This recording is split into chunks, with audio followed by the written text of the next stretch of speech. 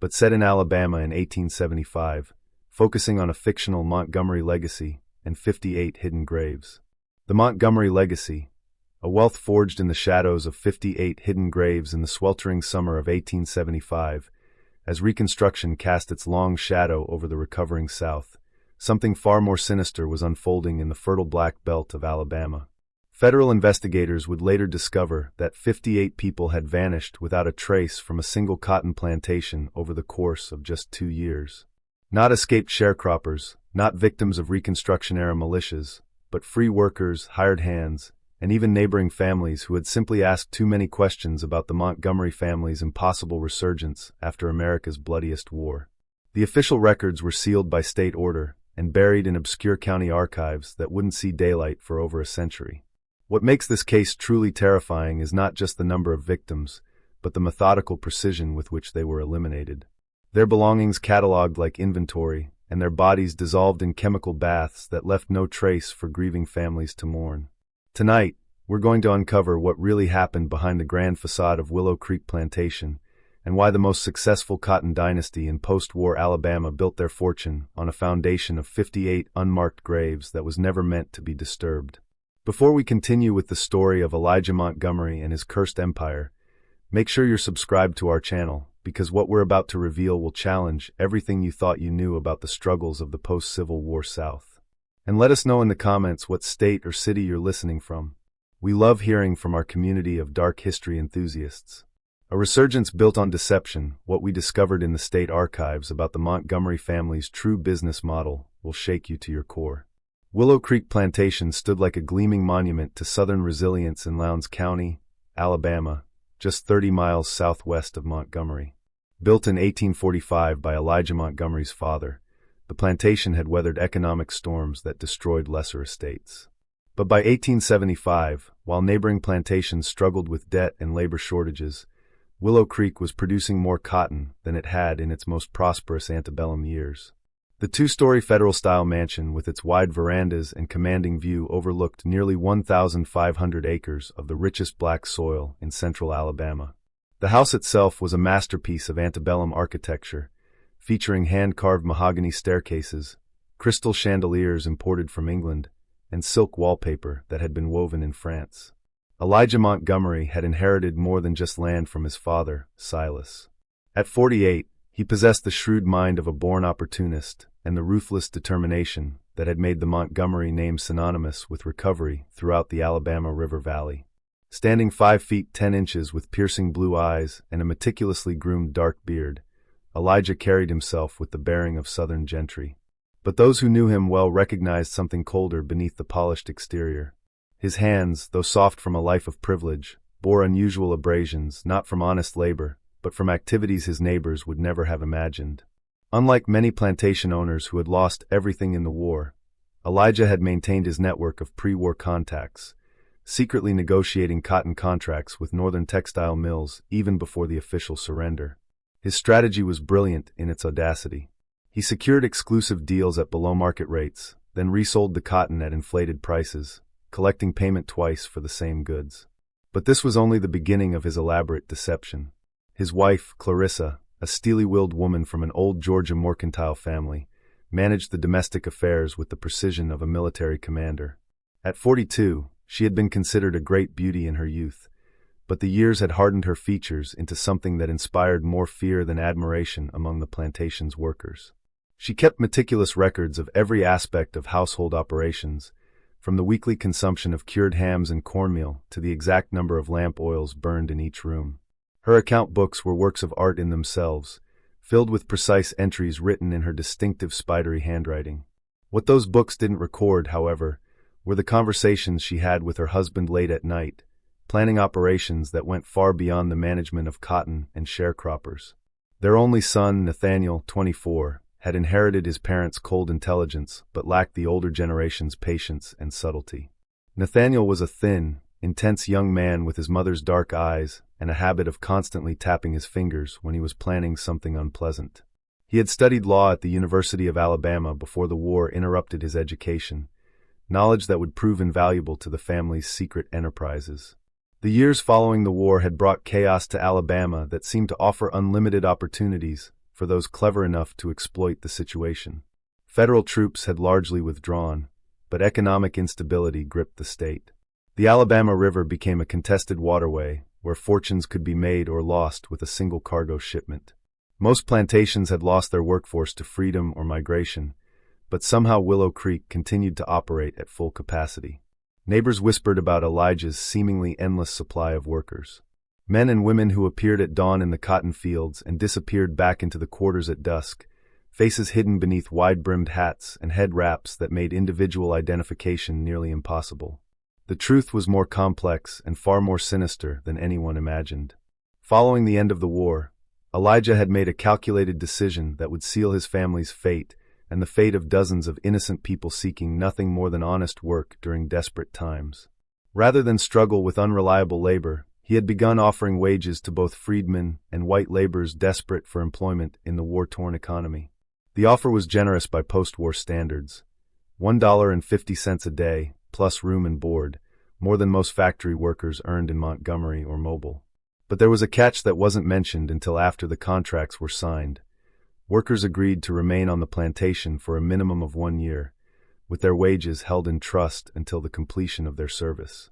What seemed like a reasonable arrangement to ensure stable labor during unstable times soon revealed itself to be something far more sinister than even the most suspicious observer could have imagined. The sheriff's unease, the first sign that something was terribly wrong, came in October 1873, when Sarah Jenkins, a young widow from nearby Selma, arrived at the county courthouse in Hayneville asking about her brother, Caleb Turner, a skilled carpenter who had lost his business to post-war bankruptcy. Caleb had taken employment at Willow Creek Plantation 8 weeks earlier, promising to send word as soon as he received his first month's wages. Sarah had received no letters, and when she had ridden out to the plantation to inquire about him, she was told by Nathaniel Montgomery that Caleb had violated his contract by stealing tools and had been dismissed without pay the previous week.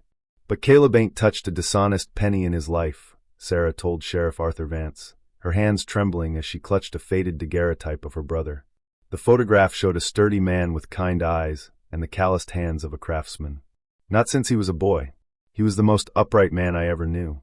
Never missed a day of work in his life. Never broke a promise to anyone.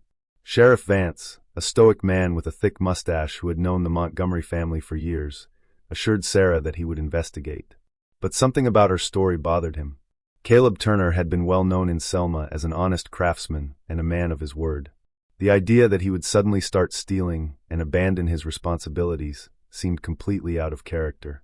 Still, people sometimes change during desperate times, and the stress of losing his livelihood might have driven Caleb to desperate acts, despite his best intentions. When Vance rode out to Willow Creek Plantation that afternoon, he found Elijah Montgomery waiting for him on the front steps of the mansion, dressed in his finest linen suit and holding a leather-bound ledger. The plantation owner's timing seemed oddly convenient, almost as if he had been expecting this exact visit. "I anticipated your arrival, Sheriff," Elijah said, his voice carrying the smooth cadence of old Southern aristocracy despite decades in Alabama. Regrettably, Caleb Turner proved to be unreliable. We discovered him stealing lumber from the sawmill and found a flask of spirits hidden in his quarters. I have documentation of the incident signed by 2 witnesses. The sheriff examined the papers. Everything appeared to be in order. The signatures belonged to Nathaniel Montgomery and a field foreman named Silas Bird, who claimed to have seen Caleb taking lumber behind the main barn on the night in question. The handwriting was consistent, the dates were correct, and the charges seemed detailed enough to be credible. But something bothered Sheriff Vance about the encounter that he couldn't quite identify. Elijah's manner was too prepared, too rehearsed, as if he had been expecting this exact conversation and had spent considerable time planning his responses. His blue eyes never wavered from the sheriff's face, but there was something calculating in his gaze that suggested he was constantly evaluating how his words were being received. And there was something else. A smell that lingered around the plantation's outbuildings.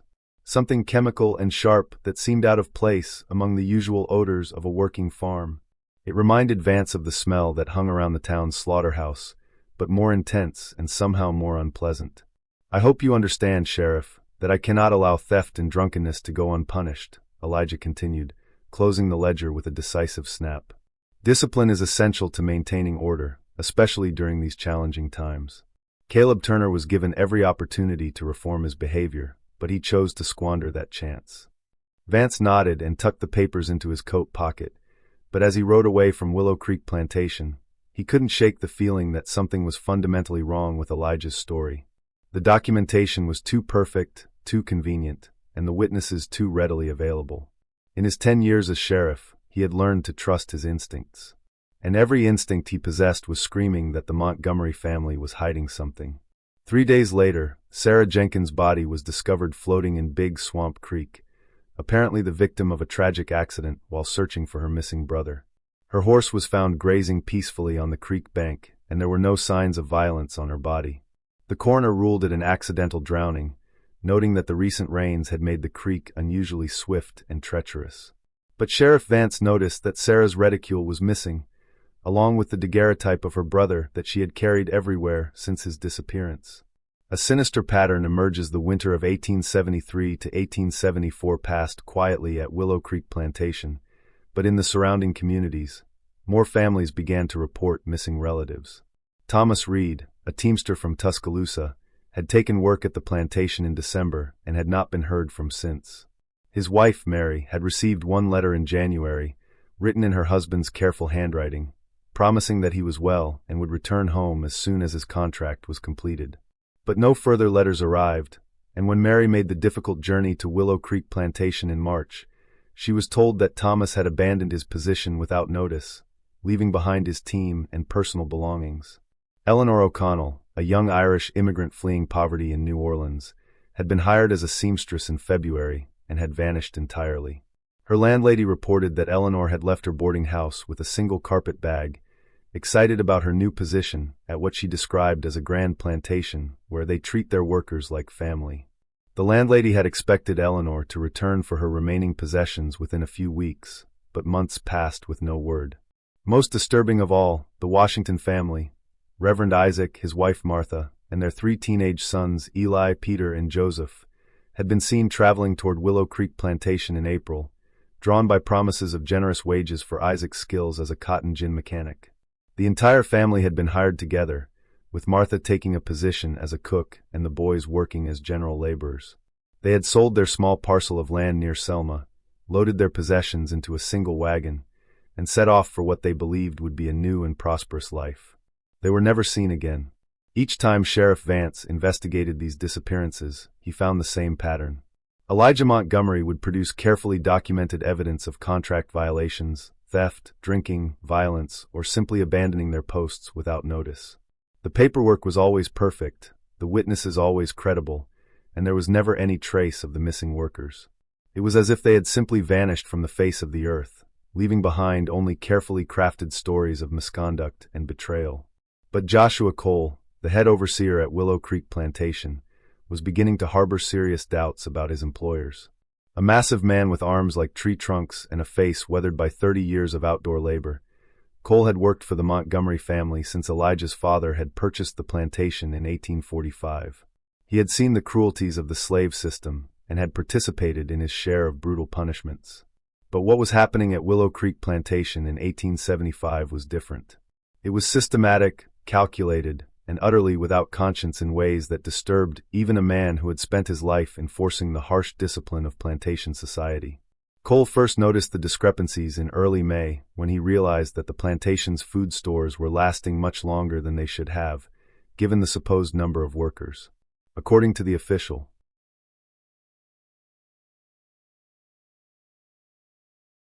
records maintained by Nathaniel Montgomery, there were 45 people employed at Willow Creek Plantation, not counting the family members and household staff.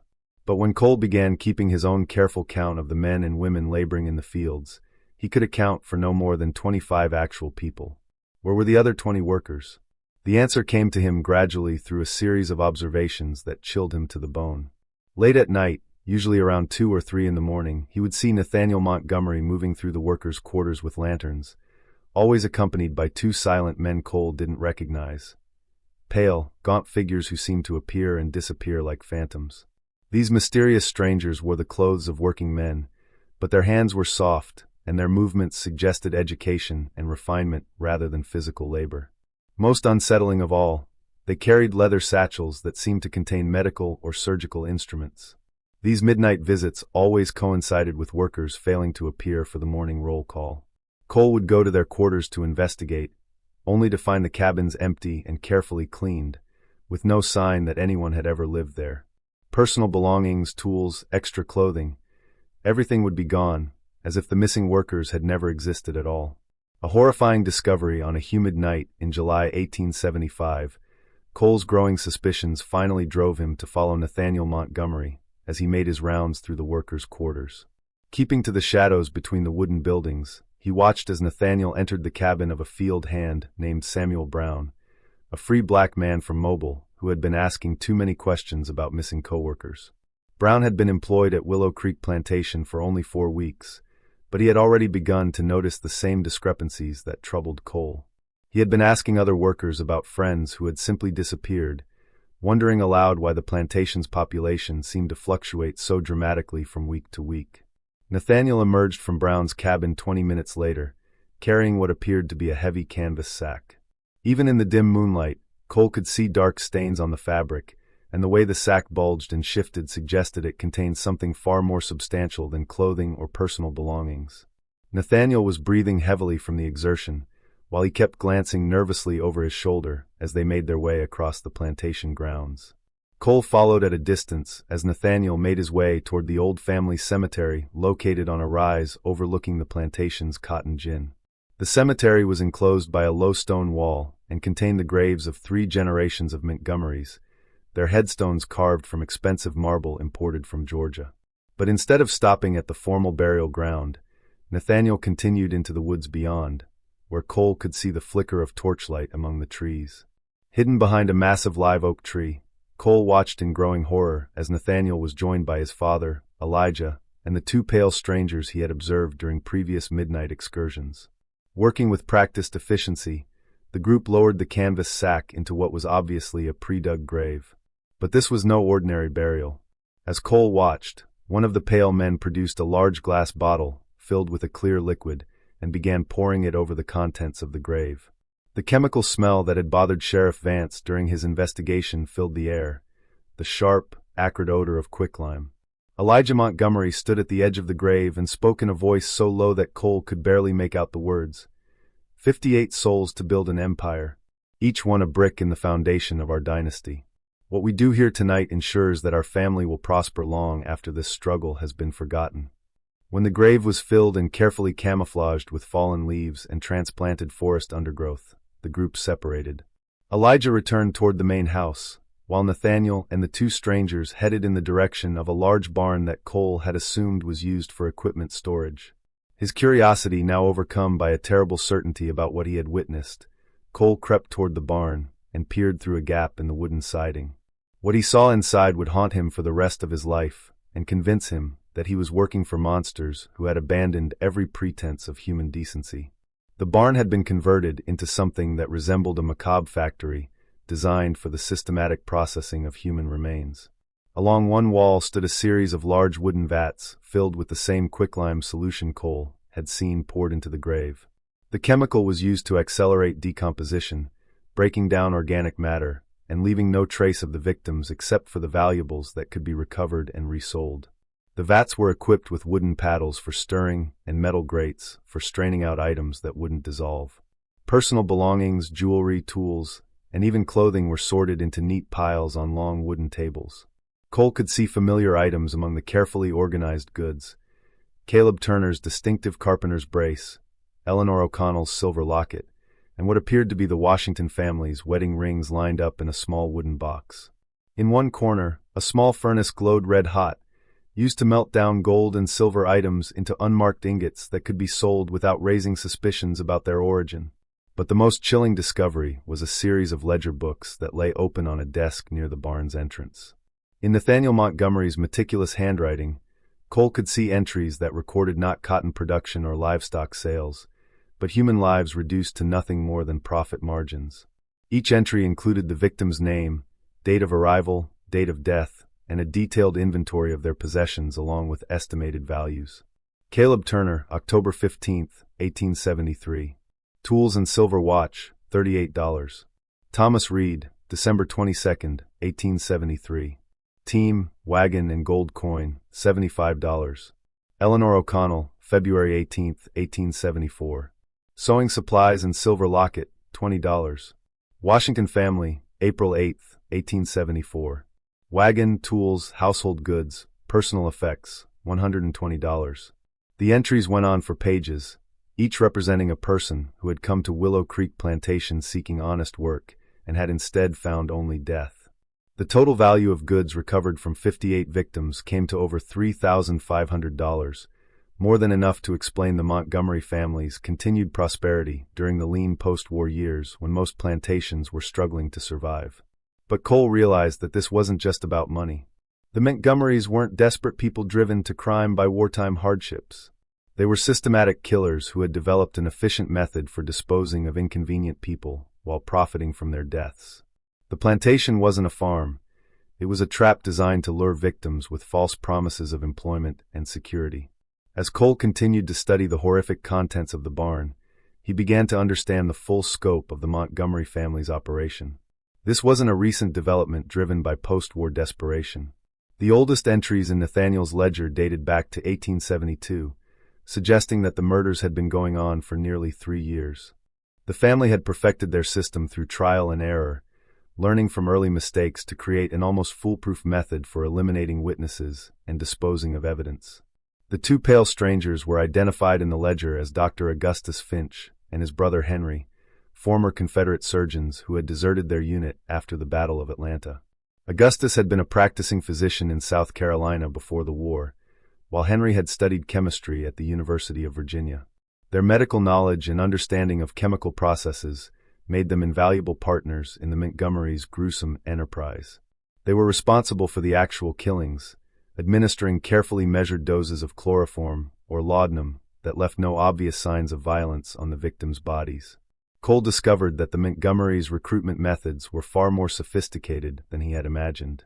They placed advertisements in newspapers throughout Alabama, Mississippi, and Georgia, offering generous wages and ideal working conditions.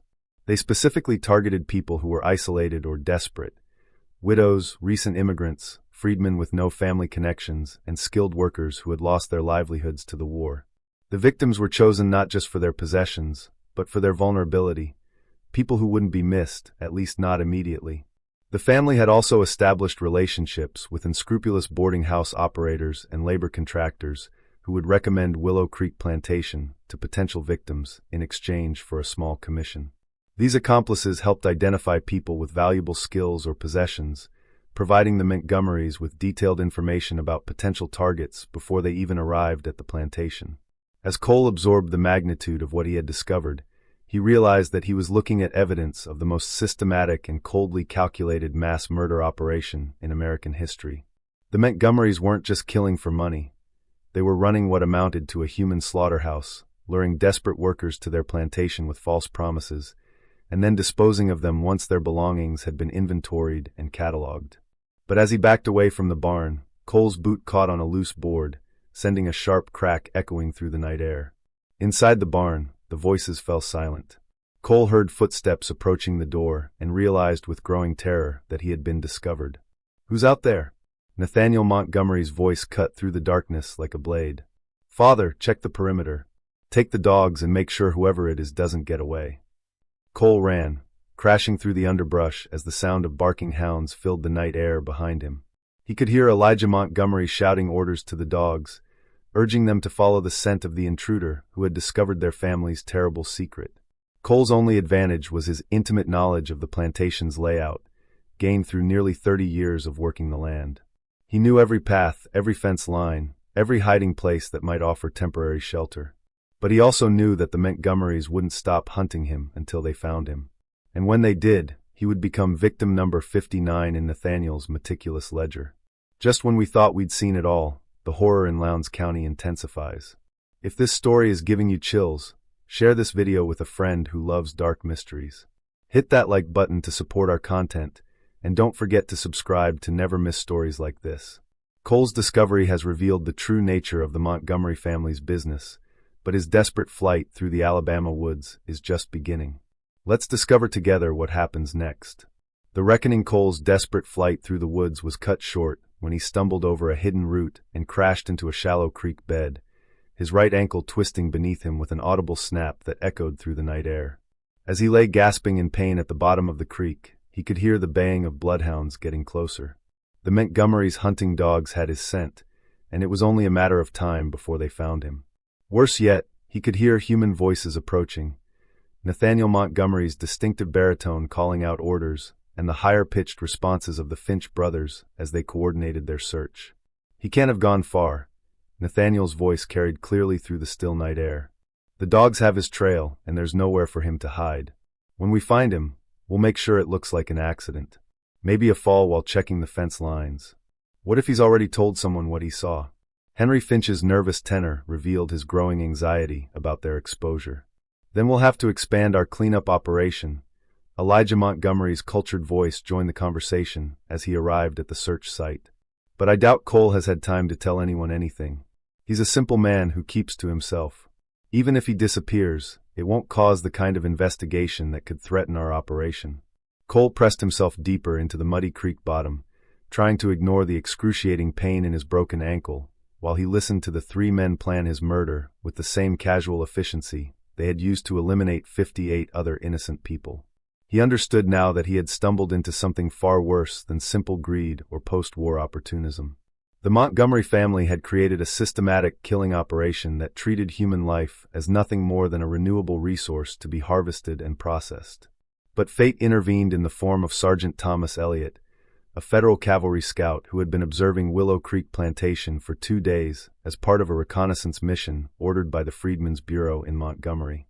Elliott had been tasked with documenting cases of labor exploitation in the area, and the unusual level of activity around the Montgomery plantation had caught his attention. He had noticed the frequent arrivals of new workers, the late-night movements between buildings, and the strange chemical smells that seemed to emanate from the plantation's outbuildings. When Elliott heard the commotion in the woods, the barking dogs, the shouting voices, and the sounds of a major search operation, he assumed he was witnessing the capture of a runaway sharecropper or perhaps a desperate thief. His orders were to observe and report, not to intervene in local affairs. But something about the urgency and violence of the search convinced him to investigate. Elliott found Cole at the bottom of the creek, his ankle clearly broken and his clothes torn from his desperate flight through the underbrush. At first, the soldier assumed the injured man was a runaway or someone caught stealing. But Cole's desperate urgency and his detailed knowledge of the plantation's operations quickly convinced Elliott that something far more serious was taking place. "They're killing folks for their belongings," Cole gasped, clutching Elliott's uniform jacket with hands that shook from pain and terror. 58 people dead and buried in unmarked graves scattered through these woods. You got to stop them before they kill more innocent folks. They got a whole operation set up. Chemicals to dissolve the bodies, ledger books keeping track of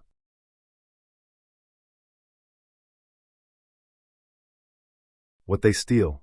Everything organized like it was a regular business. Elliott helped Cole onto his horse, and together they rode toward Montgomery, Cole providing detailed directions to federal authorities while fighting to remain conscious despite the pain from his broken ankle. Initially, the Freedmen's Bureau officers dismissed Cole's story as the ravings of a disgruntled overseer or perhaps a desperate former slaveholder attempting to discredit a loyal plantation owner. But Cole's specific knowledge of the plantation's layout, his detailed descriptions of the barn's contents, and his ability to provide exact locations for dozens of unmarked graves eventually convinced Bureau Chief Colonel Joseph Vance to authorize a full investigation. The colonel had heard rumors about irregular activities at various plantations throughout Alabama, but nothing on the scale that Cole was describing. If even half of what the overseer claimed was true, then the Montgomery family was operating what amounted to a private killing ground designed to systematically murder and rob innocent civilians during the tumultuous Reconstruction era. Such an operation would constitute crimes against humanity of the highest order. Unearthing the truth on August 20th, 1875, a full company of federal troops surrounded Willow Creek Plantation, while Cole, despite his broken ankle, led a team of investigators to the converted barn. What they found exceeded even Cole's horrific descriptions and shocked federal investigators, who thought they had seen every possible atrocity that human beings could inflict upon one another. The barn contained evidence of an operation so systematic and coldly efficient that it redefined the investigators' understanding of organized murder. In addition to the quicklime vats and sordid belongings that Cole had described, they discovered detailed maps showing the locations of 58 graves scattered throughout the wooded areas surrounding the plantation. Each grave was marked with a simple wooden stake bearing a number that corresponded to entries in Nathaniel Montgomery's ledger books. The ledgers themselves contained not just inventories of stolen goods, but detailed notes about the victims, their skills, their family situations, and even their physical characteristics. The investigators found evidence that the Montgomerys had been experimenting with different methods of killing their victims, apparently seeking the most efficient approach that would leave the fewest traces. Early entries described crude poisonings and staged accidents, but later records showed increasing sophistication in both the murders and the disposal of evidence. The Finch brothers had brought medical expertise that allowed the family to kill their victims quickly and quietly using drugs that mimicked natural death or accident. Perhaps most chilling of all, the investigators discovered a detailed business plan written in Elijah Montgomery's own handwriting, outlining his vision for expanding the operation. He had calculated that the ongoing displacement of population during Reconstruction would create perfect conditions for systematic murder on an even larger scale. Freedmen seeking work, displaced whites trying to rebuild their lives, immigrants arriving from Europe, all would provide a steady stream of vulnerable victims who could be eliminated without triggering major investigations. But when the soldiers attempted to arrest the family, they found Willow Creek Plantation abandoned. The Montgomerys had fled during the night, apparently warned by accomplices in town who had observed the military preparations. They had taken with them only what they could carry on horseback, abandoning a fortune in cotton, livestock, and machinery. More importantly, they had left behind evidence of their crimes that would shock even hardened federal investigators accustomed to the brutalities of the recent war. The two pale strangers who had assisted the Montgomerys were identified as Dr. Augustus Finch and his brother Henry, former Confederate surgeons who had deserted their unit after the Battle of Atlanta in July 1864. Military records showed that both men had been reported as missing in action, but Cole's testimony revealed that they had actually been recruited by the Montgomerys to provide medical expertise for their killing operation. Their bodies were discovered 2 days after the raid floating in the Alabama River with their throats cut, apparently silenced by their former employers to eliminate potential witnesses who could testify about the family's crimes. The excavation of the 58 graves took nearly 2 weeks and required engineers borrowed from the Alabama and Great Southern Railroad. The quicklime had done its work well. In most cases, only fragments of bone and clothing remained to testify to the victim's existence, but those fragments were enough to confirm Cole's testimony and provide some measure of closure to the families who had spent months wondering about their missing relatives. The investigation revealed that the Montgomery operation had been far more extensive than anyone had imagined. They had accomplices in Montgomery, Selma, Mobile, and even as far away as Atlanta, boarding house operators, labor contractors, and newspaper publishers who helped identify and recruit potential victims. The network had been operating for nearly 3 years and had generated profits that allowed the family to live in luxury while most of their neighbors struggled with post-war shortages. Federal authorities launched a massive manhunt for the Montgomery family, offering substantial rewards for information leading to their capture. Wanted posters bearing their photographs were distributed throughout the South and as far north as New York. But the family seemed to have vanished as completely as their victims. Some reports placed them in Mexico, others claimed they had fled to South America, and a few witnesses swore they had seen Elijah Montgomery boarding a ship in Mobile bound for Europe with forged British passports. The truth about their ultimate fate was never established. Rumors persisted for decades about sightings in various locations, but none were ever confirmed. Some historians believe they died during their flight, possibly killed by desperate bandits or by federal troops who had orders to shoot them on sight. Others suggest they successfully escaped to a foreign country, where they lived out their lives under assumed names, their stolen wealth allowing them to start over in anonymity. Willow Creek Plantation was seized by federal authorities and converted into a relief center for displaced freedmen and white refugees. The irony was not lost on anyone that a house built on the profits of systematic murder would spend the remainder of Reconstruction serving as a place of healing. The plantation's cotton fields were divided among freedmen and white families who had lost their homes to the war, creating a community of small farmers who worked together to overcome the legacy of horror that had stained the land. The mansion itself, with its grand verandas and elegant façade, stood empty for nearly 15 years after the raid. Local residents avoided the property, claiming it was cursed by the spirits of the murdered victims. Several attempts to restore the house and grounds failed when workers reported strange noises, unexplained accidents, and an overwhelming sense of dread that made it impossible to complete their tasks. Finally, in 1890, the property was purchased by a railroad consortium, and the mansion was demolished to make way for a rail yard and switching station. Today, nothing remains of the Montgomery dynasty, except for a small historical marker erected by the state of Alabama in 1975, exactly 100 years after the discovery of the 58 graves. The marker, located on what is now a busy commercial street in Hayneville, reads simply, "In memory of the victims of Willow Creek Plantation. Their names are known to God." Most people who pass the marker have no idea of the horror it commemorates, but local historians still tell the story of the cotton fortune built on unmarked graves. Joshua Cole, the overseer whose courage exposed the Montgomery's crimes, survived the Reconstruction era and spent his remaining years working with federal authorities to locate the families of the victims and help them understand what had happened to their missing relatives.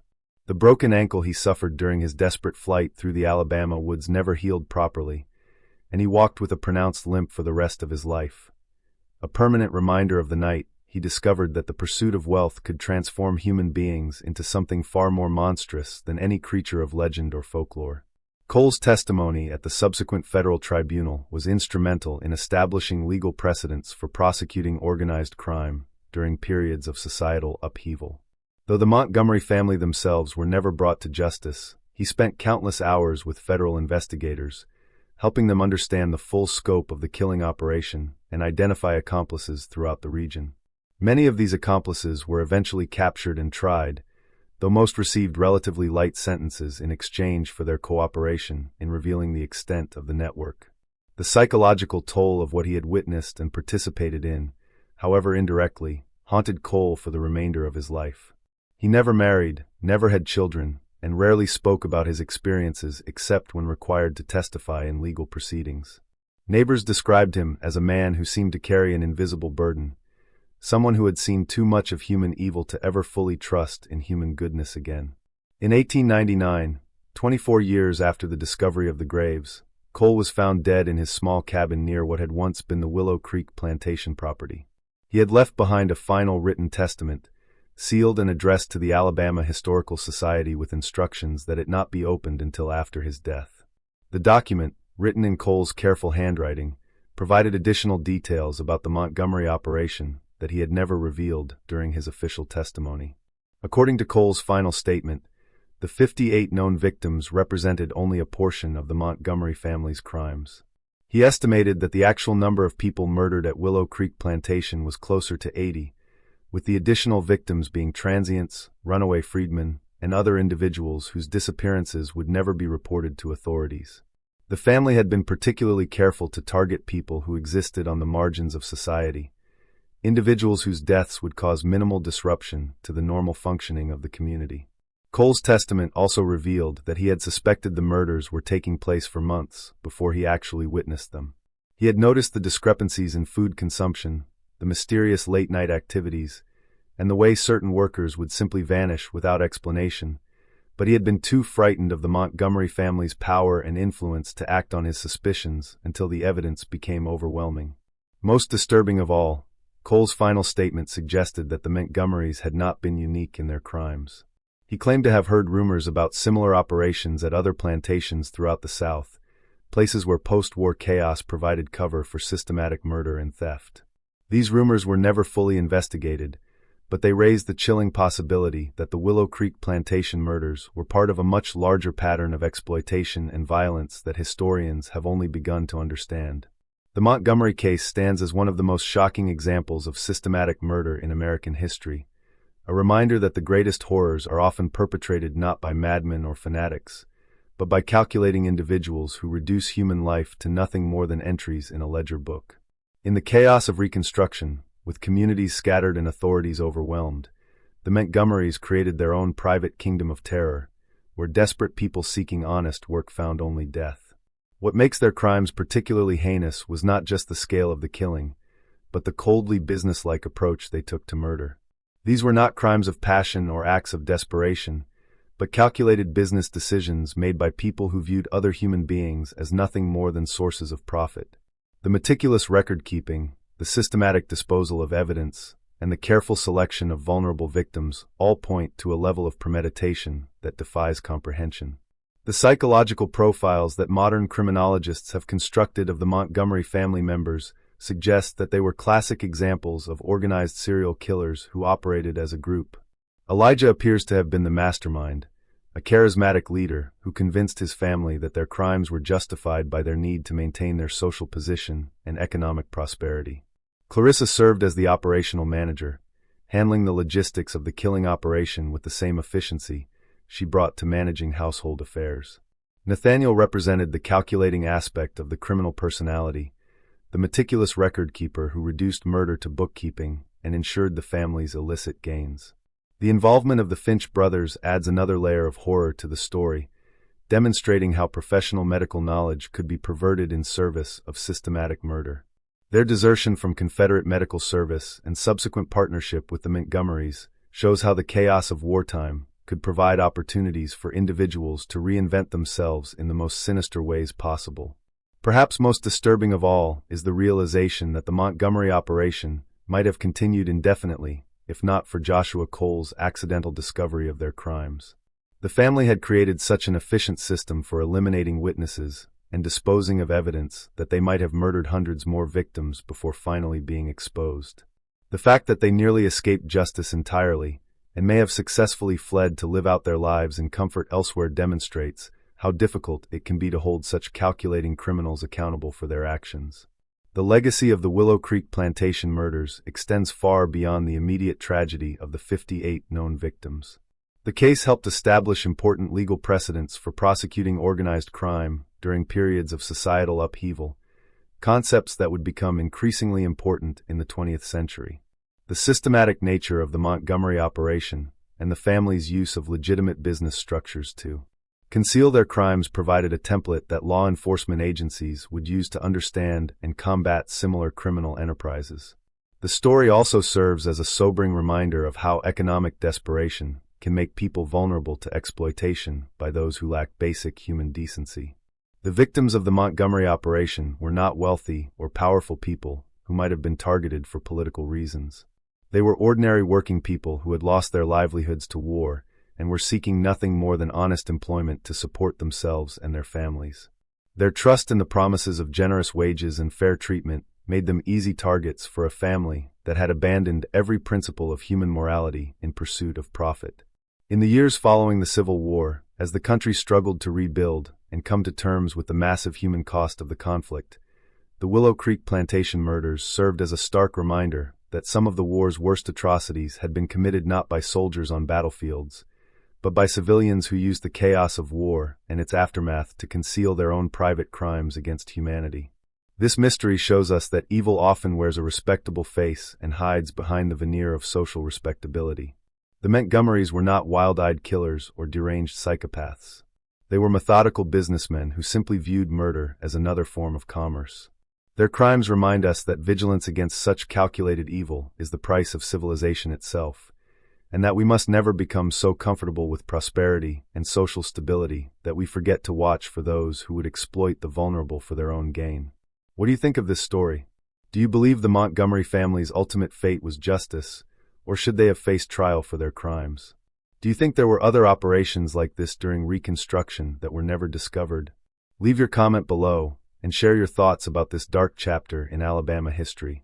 If you enjoyed this tale and want more horror stories like this, subscribe, hit the notification bell, and share with someone who loves mysteries. Until next time, remember that the most terrifying monsters are often the ones who look just like ordinary people. See you in the next video.